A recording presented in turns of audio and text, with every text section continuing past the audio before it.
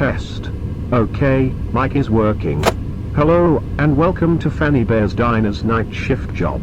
I'm recording this message for you to get you all settled into it, as there's some pretty important stuff you'll need to know if you want to work here as long as I have.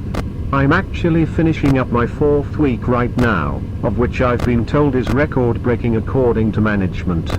Management also doesn't really like me though.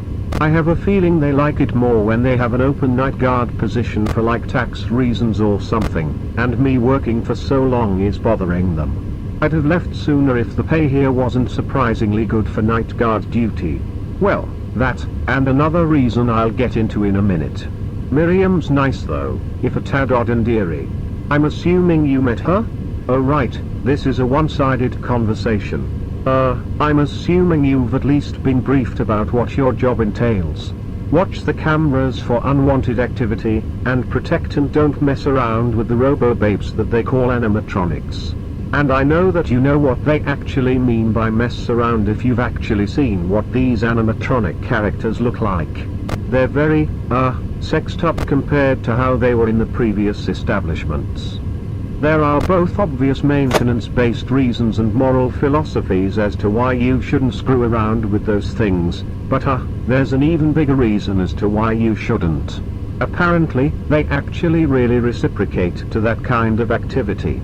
A bit too well even, to the point that not only are they very insistent about it, the act itself allegedly becomes so intense that there's a high chance of actual death in the participant. There's also a decent chance that these robo-babes might try to, well, it's probably best to be blunt here. The animatronics are gonna try to break into your office to fuck you, whether you want them to or not. I've asked, and apparently each unit has some kind of flirt routine in their programming that they do with patrons. This routine malfunctions when their selection pool is incredibly narrow. Selection pool means the amount of people to interact with, and well, you're the only person here.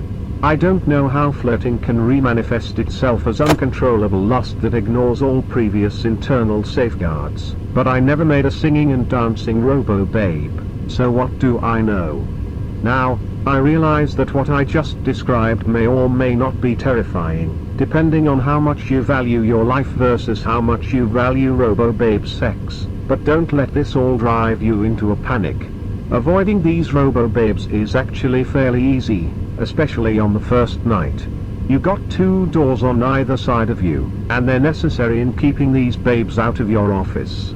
I only recommend using them when needed though, as these doors take up a lot of power. Why that even matters is because the generator room has this arbitrary cut-off limit that shuts off the power if too much is used up.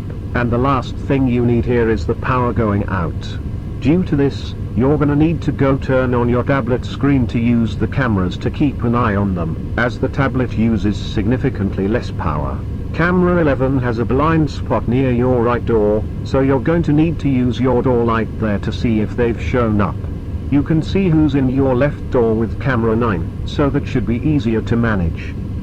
There's more that I should probably tell you, especially regarding that big sound signal button, but that's not relevant until the night after this one, and I don't want to distract you. Now remember, keep an eye on the cameras, check the doors with your lights, close the doors whenever one of the robo-babes approaches your door, and watch your power consumption. I'll record another message tomorrow for you to hear. Good night.